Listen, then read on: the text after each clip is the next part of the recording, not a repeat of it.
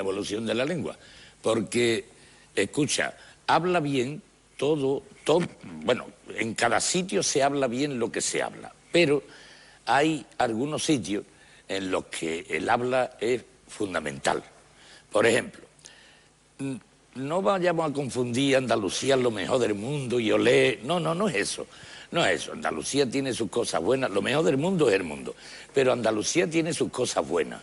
Y hay un terreno, concretamente, que es el terreno del habla, donde los andaluces son auténticos maestros absolutamente. ¿Por qué? Dice, porque cada pueblo tiene una habilidad, y esa habilidad viene condicionada por el clima, para empezar. Quiero decir, lo que tú hablabas antes, ¿no? No, es que el día aquí tiene 15 horas. Y entonces hace un tiempo estupendo casi siempre y tú estás acostumbrado a vivir en la calle.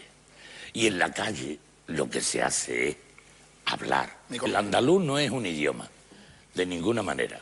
Es una variedad del español, pero es que es una variedad del español tan curiosa, porque es que no se le puede llamar ni dialecto, porque un dialecto es el dialecto extremeño, otro dialecto es el dialecto murciano, pero esto no es un dialecto, esto es un conjunto de hablas. Aquí, en una provincia se habla de una manera y en otra provincia se habla de otra. Lo que es lo que te estaba diciendo de que el andaluz no se puede considerar un dialecto, sino una realidad mucho más maravillosa, que es un conjunto de hablas en perenne ebullición. Aquí se están haciendo experimentos lingüísticos continuamente. Por ejemplo, José María, con esto... los grandes lingüistas de Europa se fijan en que Andalucía es el mayor laboratorio en ebullición lingüística que existe en Europa. Porque hay una cosa aquí, otra cosa allí. Por ejemplo, lo que decías antes de las vocales, resulta que los de bueno, no solo los de Córdoba, del norte de Córdoba, sino los de Almería o muchos de Granada, usan eso que decimos nosotros cuando lo escuchamos y dicen, hola, los nenes. Decimos, es que se pisan la lengua. Dice, no, es que tienen dos E. Tienen una que es nana y otra que es nene, la normal. Una vocal abierta y otra vocal cerrada. Y entonces resulta que tienen 10 vocales en vez de 5. De cada una de las 5, una es abierta. ¿Y para qué usan la vocal abierta? Para hacer el plural. En vez de ponerle una S o una aspiración, cuando dicen nana, es que son varios. Cuando dicen nene, es que es uno. Pero eso es uno de los detalles, porque es que esto está, insisto, en ebullición. Pero entonces resulta que cuando tú le preguntas a un amigo tuyo, por ejemplo, Antonio, ¿este año vas a ir a Rocío? Y dice, no, ni nada. Y si tú te fijas bien, esa frase son 3 negaciones. No, ni, na. Y es la mayor afirmación que hay en el andaluz. Cuando una persona te dice no ni na, no te quepa duda de que es que sí. Es que además con el agravante de que es una figura literaria de primera categoría. Es decir, son 3 sílabas, que son 3 frases. Cuando tú dices no ni na, estás diciendo, la primera, no voy a dejar de ir al Rocío. Ni aunque llueva, truene o ventee, nada me va a impedir que vaya. Todo eso resumido en 3 sílabas. Pero es que las 3 sílabas empiezan por la misma letra. No, ni, na. Y además, encima, eso se llama una anáfora, le dicen los técnicos, ¿eh? Pero vamos, para nosotros es una virguería.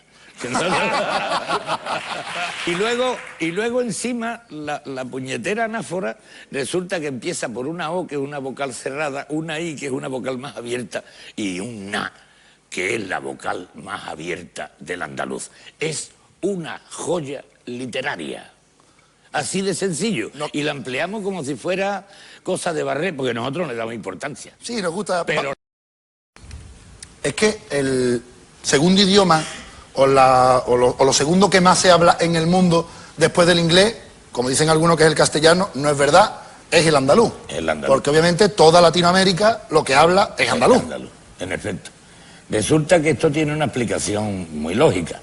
El 70% de las mujeres que fueron a colonizar América, cuando el descubrimiento de América, eran andaluzas o extremeñas, que el extremeño es muy parecido al andaluz en montones de cosas. Entonces, naturalmente, la lengua se llama lengua materna porque la enseñan las madres. Y a todos los hispanoamericanos los enseñaron las madres andaluzas a hablar el hispanoamericano. Tanto es verdad esto que tú pones a un extranjero que no sepa nada de español y pones a hablar, sin que se vea, un hispanoamericano y un andaluz y no los distingue. Sin embargo, pone a hablar a un hispanoamericano y a un castellano hablante y los distingue perfectamente. O sea, que de los 420 millones de personas que hablan hoy el español, tiene guasa, que cuando yo empecé a estudiar éramos los cuartos. El primero era el inglés, el segundo era el chino, el tercero era el francés y el cuarto el español. Pues ahora mismo el segundo es el español. Y podríamos decir, es el español, pero en su variante andaluza, porque los hispanoamericanos, aunque tienen muchas diferencias también entre ellos y cosas de esas, el hispanoamericano es de origen andaluz.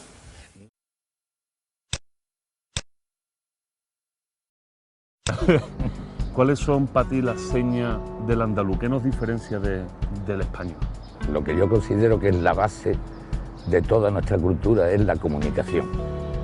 Es decir, el hecho del intercambio oral continuo, una hora, un año, otro siglo, las horas que los andaluces emplean hablando.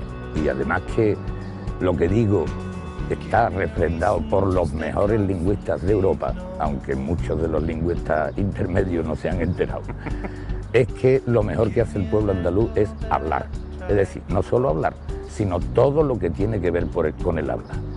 Entre las dos cosas que necesitan, vamos, que potencian más y aprovechan más el uso de los recursos de la lengua, entre eso está, pues, el humor y la poesía. Bueno, pues fíjate, en poesía, el pueblo andaluz, pues, ¿qué quieres que te diga? La generación del 27, no te hablemos del siglo de oro y esas cosas, que es lo más gordo que ha pasado en poesía, pues el 95% de los poetas eran andaluces. Nos han enseñado mal en eso.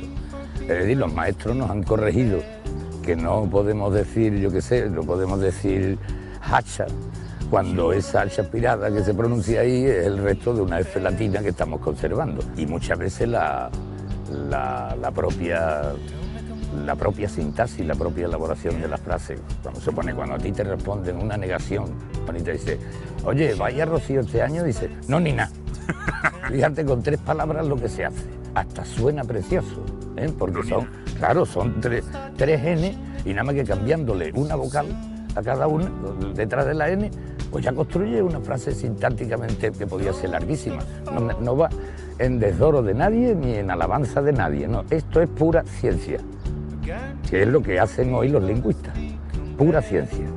Entonces resulta que, influido por lo que decíamos antes, el clima, la convivencia, las relaciones, la costumbre de recibir pueblos, etcétera, etcétera, pues hace que nuestra habla sea más económica, en el sentido que va acortando las palabras cada vez más.